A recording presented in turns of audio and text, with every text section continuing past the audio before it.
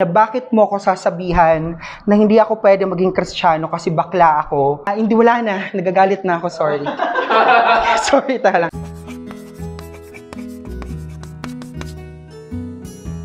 Hi everyone, I'm Sean. I'm 32 years old. I identify as a gay man. I'm Banjo, I'm 45, and I'm gay.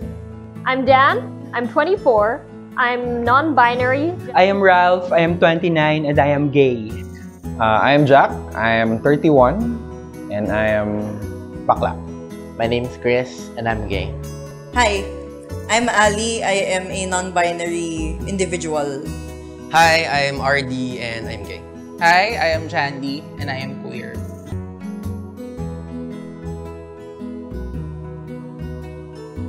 Pwedeng maging LGBT at Christian at the same time.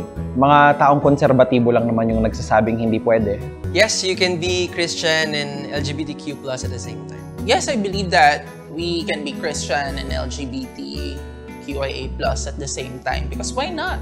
You can be in a very faithful relationship with God and at the same time, be who you are as genuinely as you want to be. Hindi ako naniniwala sa hypocrisy na ang pwede lang maging Kristiyano ay mga straight. Personally, hirap ako na maintindihan to be hateful and Christian at the same time. But we are available, we are present, ever present in all Christian churches. It just so happened that some of them are not out. Some of them are out, some of them are serving, some of them are suppressed. But we are present. Bakit hindi rin pwede maging Christians ang bakla, tomboy, trans? Kasi wala naman sinabi sa Bible na straight lahat ng characters doon.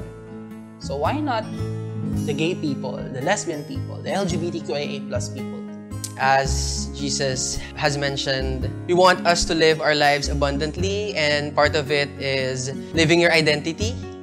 And that means all queer Christians can both be a Christian and a queer person at the same time. I think it is wrong that conservative individuals or groups say that you can't be Christian and LGBTQIA at the same time because in a sense, you're also excluding the people that you wanna bring to church. Actually, at this point, wala akong pakialam sa mga nagsasabi na you can't be. Because as a queer individual and as a Christian at the same time, I know that I also bear the fruits of the Holy Spirit with the things that I do. Maybe not every single time, but I intentionally try to do my best to do the unfinished work of Christ here in the current world. I find that the people who are trying to weaponize scripture is just bullies in a way. You're using the scripture to just throw out people or exclude people from finding community, finding a safe space for those who actually look for it, for those who actually need it. Whenever someone would quote back at me those old laws from the Bible saying that men sleeping with men should be stoned to death, yada yada, I would always quote them back. If you're gonna follow that one, you might as well follow everything else. Like, hindi ka pwedeng magdamit ng something made from two fabrics.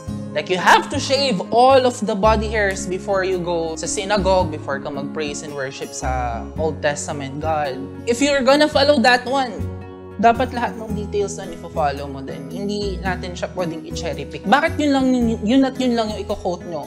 And to add to that, yung ideas ng predecessors natin about sexuality was far different kung ano yung meron tayo ngayon. I mean, we cannot fully understand what they were thinking about sexuality, gender, if they have those concepts, etc. Translation is always interpretation. That's just the nature of translation. Their interpretation of a certain word would definitely be very different to how we are gonna interpret that same word right now. Because their world was very different to our world today. Same with sexuality, same with being gay, same with being straight, same with being a woman, a man.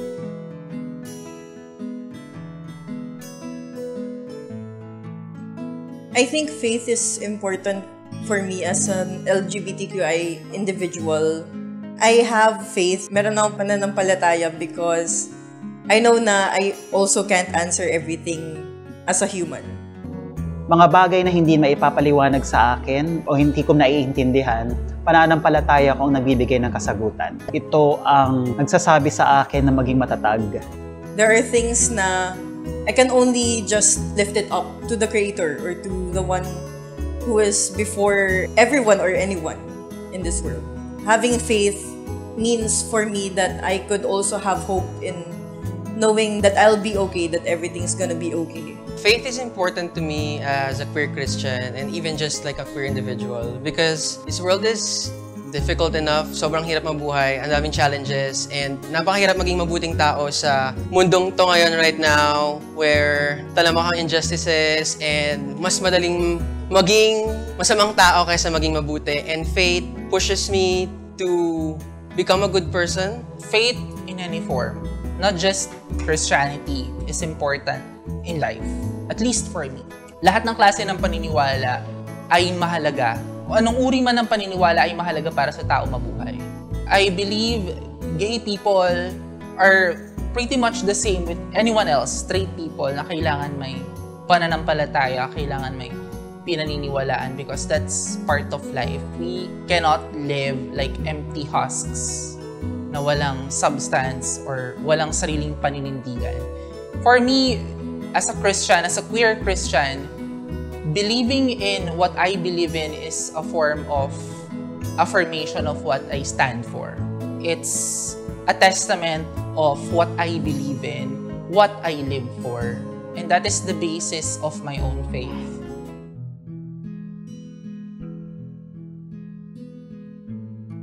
Yes, naniniwala ako na ako ay nabubuhay ng maligaya kahit ako ay isang LGBT. Naniniwala ako na kami, ay namumuhay meaningfully and joyfully. I know LGBT people who are doctors, lawyers, who have families, who are involved in advocacy, and they live very meaningful lives. Alam ko na ako ay naging instrumento para mapabuti din ang buhay ng mga taong nakapaligid sa akin. But there can be even more joy if there is acceptance and love from their families and from society. But we still face a lot of hardship, in no small part because of the lack of acceptance from society and from our families. Yung simple expression of happiness in public, yung simpleng paghawakan ng kamay na wala nang titingin sa iyo. The struggle that LGBT people face is mostly from the lack of acceptance from the people around them, from a society that tells them that they aren't valid. Lahat ng pribilehiyo na nakaakibat sa pagiging normal base sa kung ano ang tingin ng society ay normal.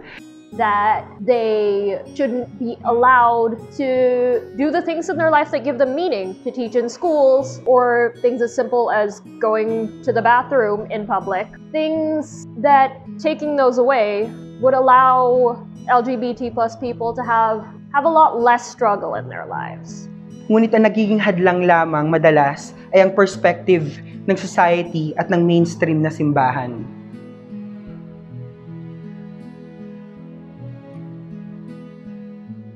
I've journeyed very long to reconnect with my faith. I've always been a very spiritual person when I was young. It just happened that I've disconnected from the church that I'm with because I felt, not accepted. Lumaki ako sa probinsya. I know nung bata pa ako na ako ay kakaiba. Ginusto kong makipaglaro sa mga pinsan ko mga babae sa loob ng bahay, ng mga manika, ng jackstone, ng Chinese garter.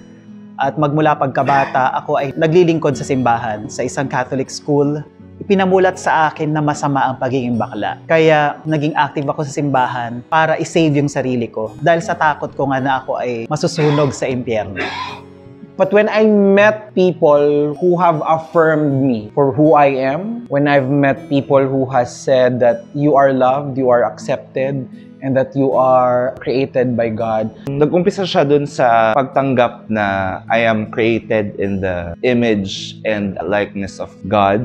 God created so many different kinds of creatures and people and things in this world, why wouldn't God have created me as I am?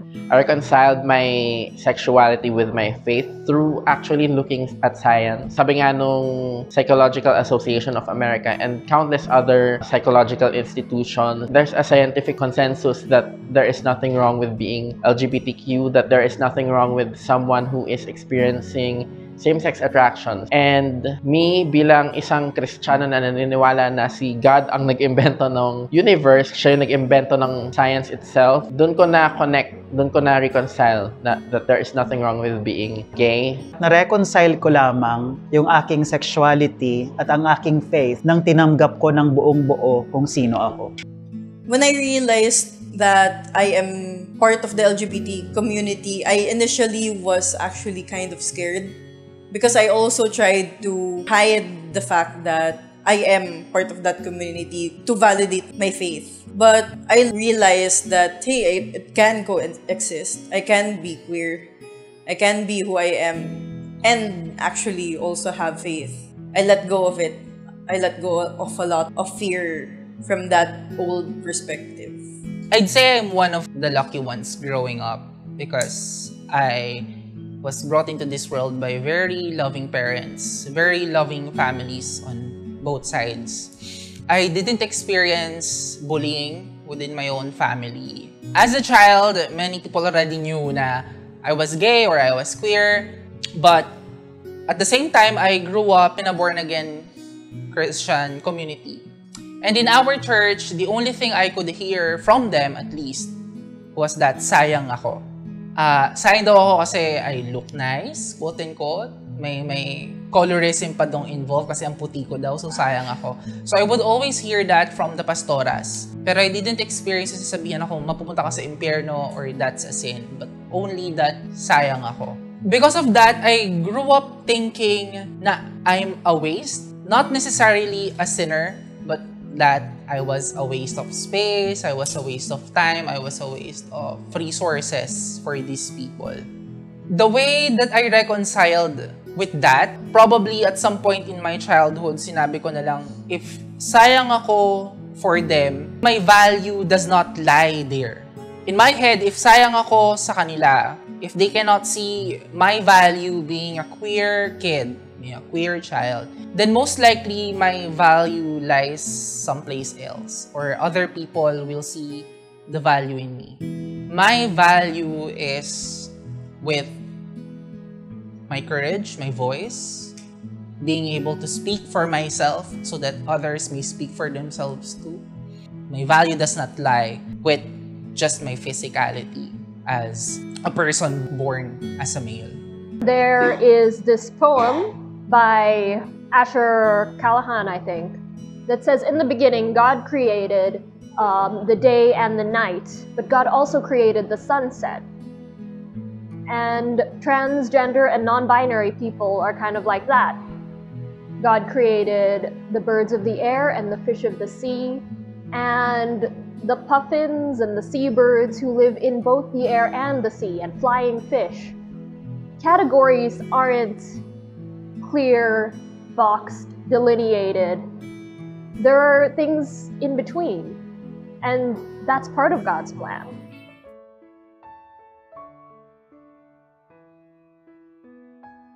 Si Jesus ang aking tagapagligtas. Siya ang aking sandigan, siya ang aking lakas, at dahil sa Kanya, napagtatagumpayan ko ang lahat ng klase ng unos. Siya rin yung someone na maaasahan ko when I am in need of spiritual comfort. Si Jesus para sa akin ay ang aking takbuhan, ang aking personal na takbuhan.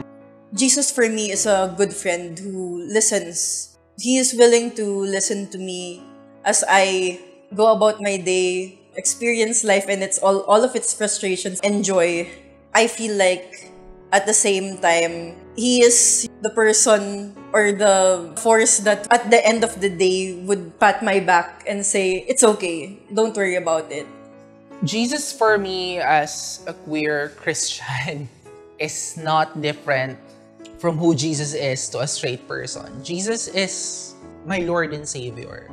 Cliché na siyang pakinggan, pero yun lang yun. Like, Jesus is my savior. Pero at the same time, Jesus for me is my role model. There are so many aspects that people tend to overlook when we're talking about Jesus Christ that I think should be highlighted every now and then or almost all the time. Aside from just being our one true Lord and Savior, He, for me, is also a friend, my confidant, my advocate, someone that I could look up to whenever I'm trying to make decisions. Like for example, what would Jesus say in this situation that's hard to deal with? For me, Jesus Christ is someone of an example. Siya yung parang tinitingnan ko na kailangan kong sundin kung paano siya naging compassionate to other people. Yung pagiging isang LGBT is the one that is very similar dun sa struggle or yung mga pinagdaanan ni Jesus Christ. In the same way na maraming LGBT who are away from their families to the point na tinakwil sila nung kanilang very own parents. Dati ang pagkakaunawa ko, si Jesus ay tagapagtanggol mo bilang isang Kristiyano na nandyan siya para lumaban. So ang image siya ni Jesus before, warrior, nakasakay sa kabayo, may dalang sword. But now, after joining MCC, I realized na si Jesus is more than that. Hindi siya tagapagtanggol lang ng mga Kristiyano. Tagapagtanggol siya ng lahat ng naape, the voice of the oppressed. Jesus is the example of a person who have resisted for others to be included in the society in general. At least in the biblical story, he was the one who fought for the lepers, people that the biblical society did not think is acceptable. Ano yung isa sa event sa buhay ko na naramdaman ko yung presence ni Jesus Christ? Naramdaman ko yon nung na-meet ko si Christopher, ang boyfriend ko. Kasi, ang gulo ng buhay ko dati, siya yung nagpakilala sa akin sa MCC. And for the first time, yung journey ko nga na, ba't ang hirap maging bakla? Sisimba ka lang naman. Bakit hindi ka pwede magsimba?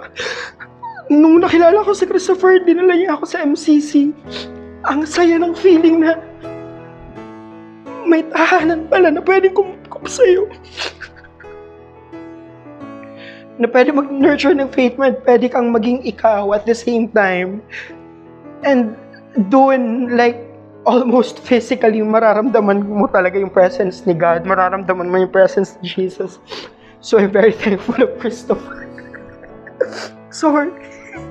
Lalaki na naman ulo. Kiss naman dyan. Sabi na kaibigan. Sorry. Kiss. Sorry. Sabi na kaibigan.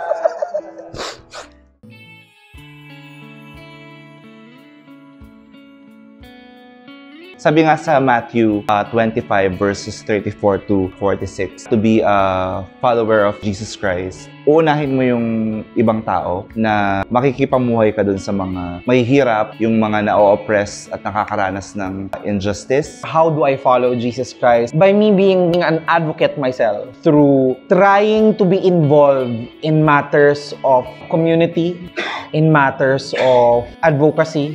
Jesus tried to involve everyone in the conversation. That includes people living with HIV, the poor, the minimum wage earners, the contractuals. These people are the ones who need our help. And through the example of Jesus Christ, that's what drives me to work. I believe in Jesus and I follow Jesus by seeking to share God's love. Lagi kong iniisip na si Jesus at ang Diyos ay pag-ibig. At ang pag-ibig na yan, ang nagiging sandigan ko at siyang aking batayan at patnubay para magbigay din ng pagmamahal sa mga taong nakakasalamuha ko, kilala ko man sila o hindi. Making God's love felt, making God's love visible, especially to those who have been told by the church that they aren't recipients of God's love and acceptance. Following that kind of love that extend not only in my household, but also outside. Jesus is the example I choose to follow. I think one of the ways that Jesus was a social justice advocate is being able to ask the questions, the right questions. Kasi a lot of groups or opinions or quite one-sided. So Jesus was able to also give a fresh perspective, a different take on yung situation at hand. And being able to see that in a different perspective helps in a way that you could see the bigger picture or a different take doon sa situation na yun. Bilang Kristiyano, nakakaya para kay Jesus na hindi tayo involved sa social justice work dahil naging matapang si Jesus noon nung nabuhay siya sa lupa. At kung tayo bilang mga Kristiyano ay nagiging tahimik lang, napakalayo nun sa example na sinet ni Jesus para sa atin. For me, yung characteristic ni Jesus Christ na I try my best to follow, aside sa loving your neighbor as you love yourself, is the indignation towards injustice, towards wrongdoing sa kapwa mo tao. Because Jesus Christ was very clear in what they believed in. Jesus Christ was very indignant about the things that weren't right, that were injustices during the time that they were alive, at least in the physical world. And I want to be that kind of person who stands up to what I believe in, to what I know is right, to what I think should be done for the good of others. Because it takes a lot of courage, it takes a lot of internal strength to emulate that. Loving your neighbors is not an easy task because it also requires you to be courageous to stand up for them.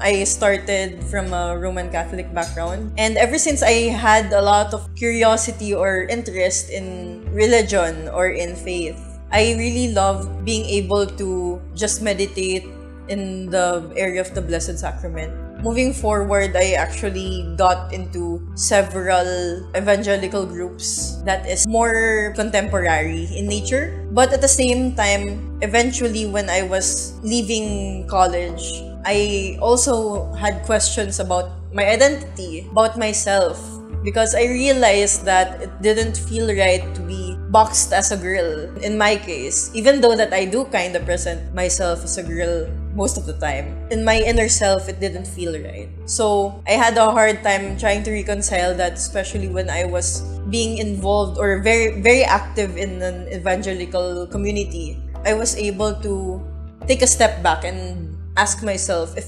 the learnings or the scripture that church wanted me to involve myself in is also the thing that will kick me out. Should I stay here? I actually tried to search for inclusive churches or LGBTQ churches here in Manila.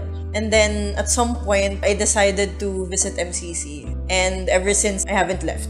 It did feel safe. I feel like I could be myself when I went through the doors of MCC and I listened and participated in the service. I consider myself as a cult survivor. I was a former Jehovah's Witness. Sobrang layo ng buhay ko noon sa buhay ko ngayon. Dati ako yung taong kumakatok sa mga bahay ninyo para magbasa ng Bible text. Nagtuturo ako sa mga congregations about the Bible and God. Dati naging speaker ako sa mga congregations ng Jehovah's Witness. Nagtuturo ako about Bible, about God. Pero at the same time, alam ko na that I'm queer, that I'm gay. And basically, I was living a double life. Kasi ang doktrina na pinaniwalaan ko noon ay hindi ka pwedeng maging homosexual at hindi ka pwedeng maging Kristiyano at the same time. Kaya I consider myself as a hypocrite noong mga panahon na yon. At dumating sa point na alam kong hindi ko na siya kaya. Alam kong hindi na yun yung mga pinaniniwalaan kong set of beliefs. At kailangan ko nang i-unlearn yung mga bagay na natutunan ko. Hindi mabilis yung naging journey ko para makita ang Open Table MCC.